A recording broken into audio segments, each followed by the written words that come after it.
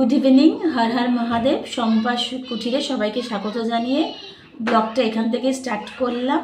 আশা করি তোমরা সবাই ঠান্ডায় খুব ভালো আছো, আমিও ভালো আছি বাচ্চাদের নিয়ে।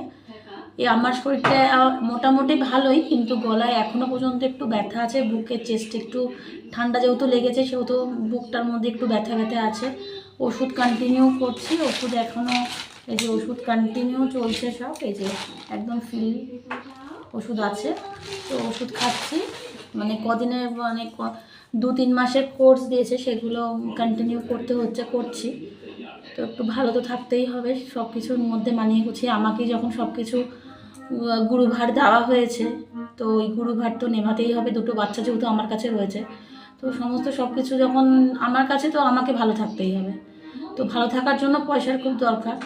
তো তোমাদের আগের কোনো ব্লগে বা শর্টে আমি বলেছিলাম যে সুমিতের কাছ থেকে টাকা চাওয়া হয়েছে, যে আমার শরীর খারাপের জন্য ও আমাকে দিয়েছে টাকা।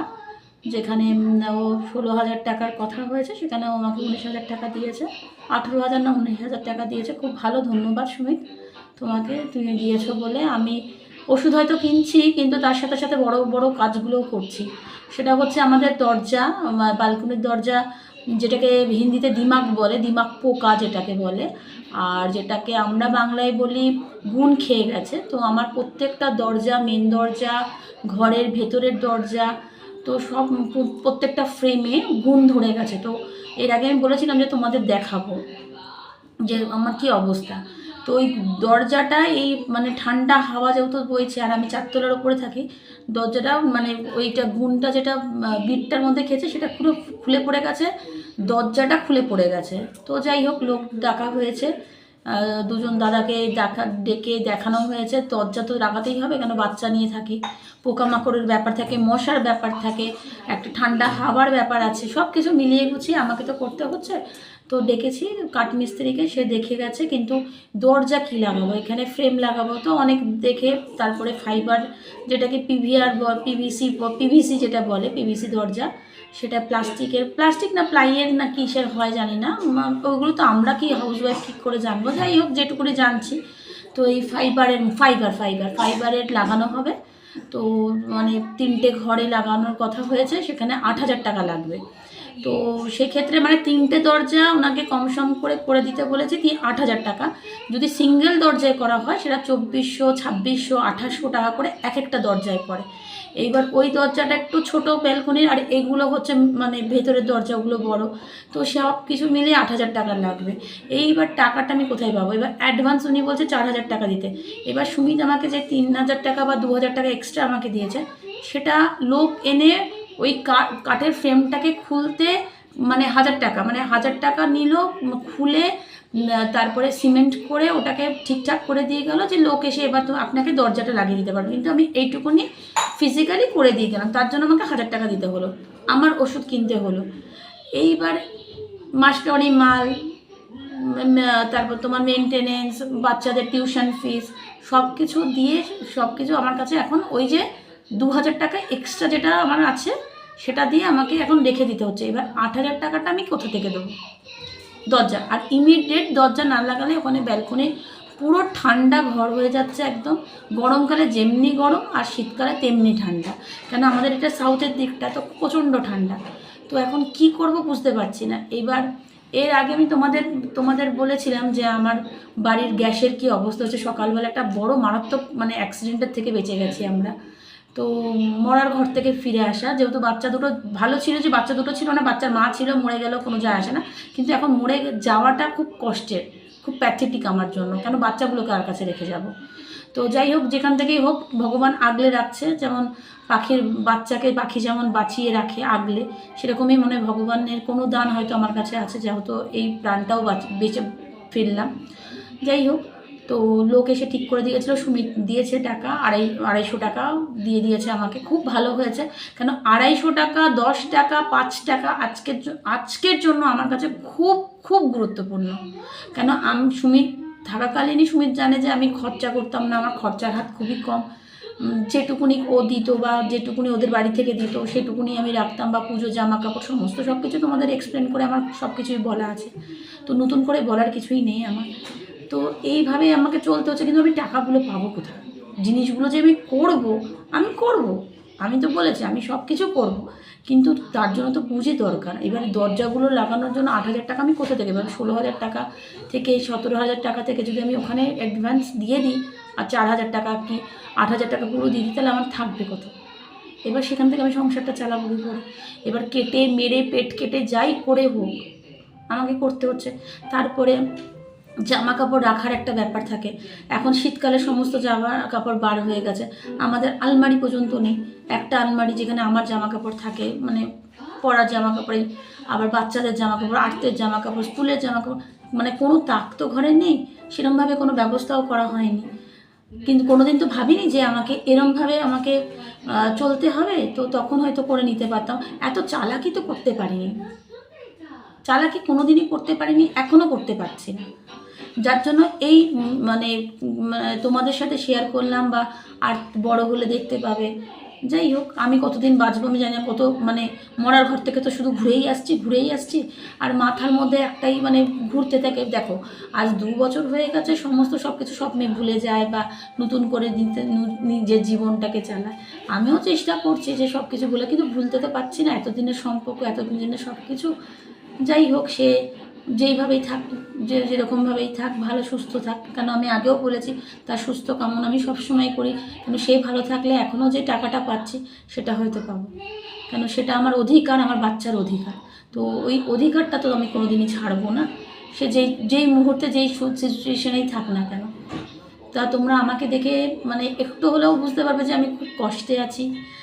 আর জানি না এইটাকে কীভাবে ওভারকাম করব, যে তোমার দরজাটা কিভাবে লাগাবো।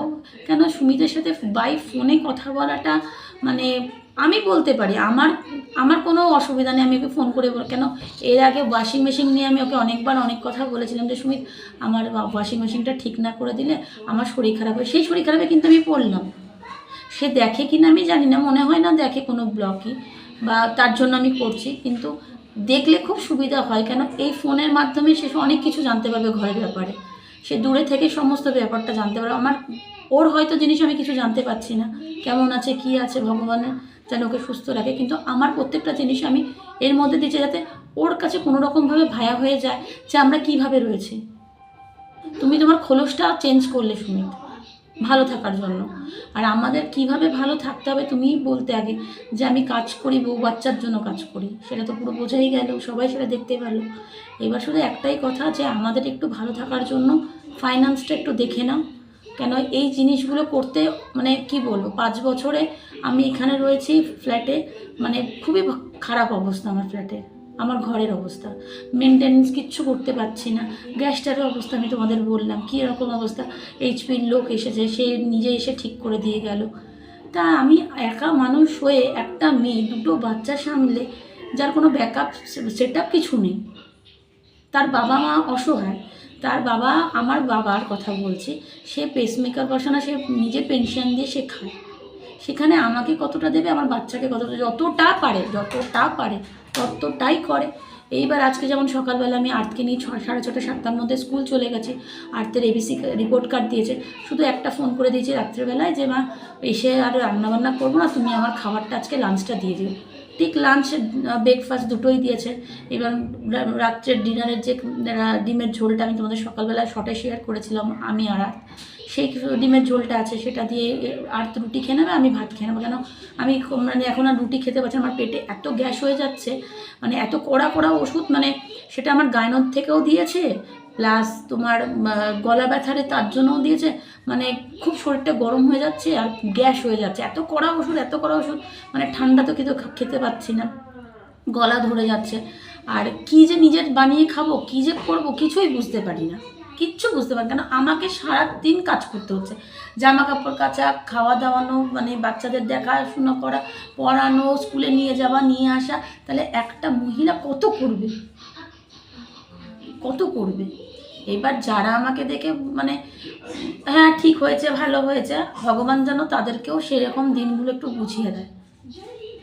হয়তো আমার মুখ থেকে শুনতে খারাপ লাগবে, কিন্তু এখন মানে মানুষ বলে না যে যার কষ্টের সময় সে যদি একটা হাই দেয় সে লেগে যায়, আমি সেই হাইটাই দিতে চাই। এটা সবার জন্য বললাম না, তোমরা আমাকে ক্ষমা করো, বাট তোমরা যে সকলে আমাকে দেখছো বা কেউ কেউ রিপ্লাইও করছো, অনেক একজন দাদা আছে যে আমাকে কোথা থেকে দেখছে, রাজস্থান থেকে দেখছে, সে আমাকে জিজ্ঞাসা করছে আপনি কি রাজস্থানে থাকেন? না দাদা, আমি রাজস্থানে থাকি না, আমি কলকাতাতে থাকি, Kolkata city of joy Kolkata. But এখন তো আর সিটি অফ জয় কলকাতা বলবো না, আমাদেরও কলকাতায় অনেক রকম ঝড় চলে যাচ্ছে, সবটা মানে টিভিতে মিডিয়াতে তোমরা দেখতেই পাচ্ছ। বাট আমার মধ্যেও একটা ঝড় চলছে, তো এখন আর সিটি অফ জয় কলকাতা বলবো না, কলকাতাটাকে একদম বাইরে থেকে লোক এসে খুব খারাপ করে দিল। ভেবেছিলাম আমার লাইফটা হয়তো বাইরের কোনো লোক এসে খারাপ করবে না, কিন্তু নিজের লোক নিজেই ছুরি একদম পিঠে মেরে দিয়ে চলে গেল। তো যাই হোক, আমি আবার আগের মতন কুটানের মতন বাঁচতে চাই, কুটানের মতন অনেকটা চেষ্টা করছি, যে কুটান আগে যেরকম ছিল ব্যাচেলার লাইফে, হাসি খুশি মানে সব কিছু মিলিয়ে রিলস করা, তারপরে ফান করা, হাসি খুশি ভালো থাকা। কিন্তু যাই হোক, সব কিছু ছেড়ে যখন আমাকে ভালো থাকতেই হবে, তো আমি ভালো আছি, আমি খুব ভালো আছি। আর দিনের শেষে আমি একটাই কথা বলেছিলাম, যে দিনের শেষে যেই মানুষগুলো আমার সাথ দেয় তাদেরকে তো মানে সত্যিকারের মানে তাদেরকে মানে কোনো দিন যেন ভগবান না করে তাদেরকে আমাকে আমার পাশ থেকে তাদের যেন না সরে, তাদের থেকে যেন আমি দূরে সরে না যাই, বা আমার কোনো কথাই তাদের যেন খুব খারাপ লাগে। যেমন আমার মা বাবা, আমার দিদির ছেলে, আমার মেজদি, সবাই তারা যেন আমার থেকে দূর থেকে না সরে যায়। মা বাবাই সব থেকে এখন তো দেখি মূল্যবান। আজ এই মা বাবাকে কত অবজ্ঞা তুচ্ছ করেছিলাম। যাই হোক, সময়ের সাথে সাথে সব মানুষই তো চেঞ্জ হয়, তো সময়ের সাথে সাথে ভগবান আমাকেও চেঞ্জ করে দিয়েছে, চোখ খুলে দিয়েছে কে কেমন। তো যুদ্ধটা যখন লড়তে হচ্ছে বাচ্চাদের জন্য, আর এই হচ্ছে শম্পার লাইফ। শম্পা কোনোদিনই ভাবেনি যে শম্পার লাইফে এরকম ঝড় চলে আসবে, সেই ঝড়টাকে কীভাবে অতিক্রম করবো আমি জানি না। ভগবান আছে, ভগবানের হাত ধরেছি, আগেও বলেছি এখনও বলছি। আমার শরীরটা যেন ভালো রাখে, তাহলে আমার দুটো বাচ্চা সত্যিই মানে ভালো থাকবে। ওদেরকে নিয়ে আমার স্বপ্ন, আর্থকে নিয়েও স্বপ্ন, সোহাগকে নিয়েও স্বপ্ন। সোহাগ আর আর্থ যেন ভালো মানুষের মতো মানুষ হয়ে দাঁড়াতে পারে। আর কিছু বলবো না। এখন যাবো আর সোহাগের জন্য ওকে ভাত খাবে ডিমের ঝোল দিয়ে, আর্থের জন্য দুটো রুটি করে দিই। আর এইটার ব্লগটার বড় করবো না। আর সকালবেলা অনেক সকালে উঠে আর্থকে নিয়ে স্কুলে গেছি, বাড়িতে এসেছি, শরীরটা একদম ভালো না, আবার গলাটা যেন ব্যথা ব্যথা করছে, ঢোক খেলতে গেলে খুব লাগছে, টনসিল আছে নিশ্চয়ই আমার, জানি না কোথা থেকে কি হচ্ছে। আরে মনটা যদি ভালো থাকে না, সব কিছু ভালো লাগে, শরীরে সবটুকুনি ভালো লাগতো। আমার আগে শরীর খারাপ থাকতো, যে একটা মানুষকে দেখতাম সব কিছু ভুলে যেতাম, ওষুধও দরকার ছিল না। এখন সেই মানুষটাকে হয়তো পাচ্ছি না, ওষুধটাই হয়তো আমার কাল হয়ে দাঁড়িয়েছে। এবার ওষুধ কেনার জন্য পয়সা লাগবে, সেই পয়সাও আমার কাছে নেই। কিন্তু যাই হোক, খাচ্ছি, 3 টাইম ওষুধ খাচ্ছি, সকাল বিকেল রাত, এইভাবেই দিন যাচ্ছে। তা আমার এই কষ্টের কথা তোমাদের সাথে শেয়ার করলাম। তোমরা শেয়ার করো, ফলো করো, সাবস্ক্রাইব করো, সবার সাথে শেয়ার করো, যে একটা মেয়ে কীভাবে তার লাইফে লিড করছে, দুটো বাচ্চা নিয়ে সংঘর্ষ। তোমাদের সাথে শেয়ার করলাম, ভালো লাগলে লাইক করো, কমেন্টস করো।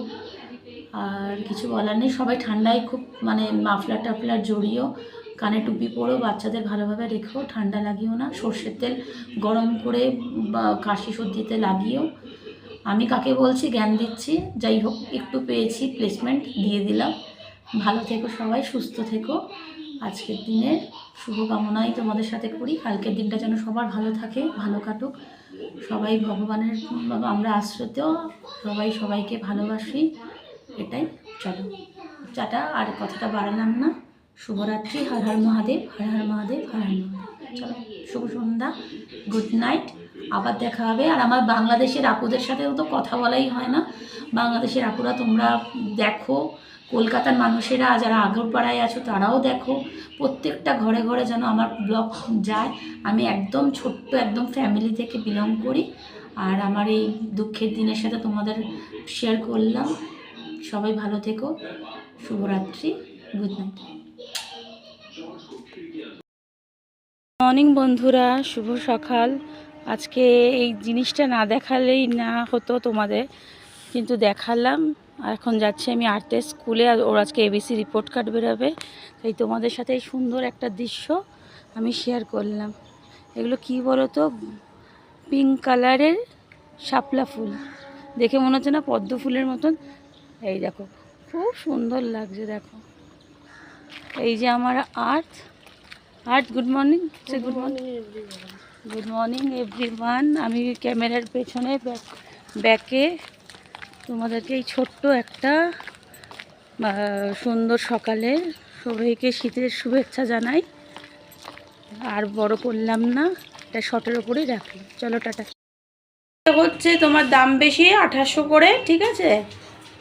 এই যে এই তিনটে, আচ্ছা এরপর থেকে তোমার ওই 2500 2600-র মধ্যে। এই ডলফিন থেকে শুরু হচ্ছে, দ্বারা